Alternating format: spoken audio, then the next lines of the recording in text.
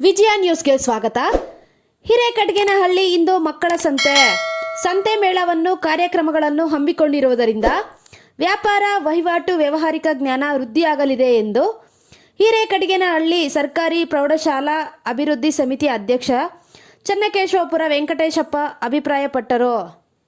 ಚಿಂತಾಮಣಿ ತಾಲೂಕಿನ ಹಿರೇಕಡ್ಗೇನಹಳ್ಳಿ ಗ್ರಾಮ ಪಂಚಾಯಿತಿ ವ್ಯಾಪ್ತಿಯ ಹಿರೇಕಡ್ಗೇನಹಳ್ಳಿ ಸರ್ಕಾರಿ ಪ್ರೌಢಶಾಲಾ ವತಿಯಿಂದ ಹಮ್ಮಿಕೊಂಡ ಮಕ್ಕಳ ಸಂತೆಗೆ ಚಾಲನೆ ನೀಡಿ ಮಾತನಾಡುತ್ತಾ, ಮಕ್ಕಳಲ್ಲಿ ಅಡಗಿರುವ ಪ್ರತಿಭೆಯು ಅನಾವರಣಗೊಳ್ಳಬೇಕಾದರೆ ಸಂತೆ ಮೇಳಗಳು, ಪ್ರತಿಭಾ ಪುರಸ್ಕಾರಗಳು, ಎಂಬಿ ತಾಜಾ ಸಾಂಸ್ಕೃತಿಕ ಚಟುವಟಿಕೆಗಳು, ಕ್ರೀಡಾಕೂಟಗಳು ಇಂಥವುಗಳು ವಿದ್ಯಾರ್ಥಿಗಳಲ್ಲಿ ಬಿಸಿಯಿಂದಲೇ ಪಾಲ್ಗೊಳ್ಳುವುದರಿಂದ ಪ್ರತಿಭೆಯು ಅನಾವರಣಗೊಳ್ಳಲಿದೆ ಎಂದರು.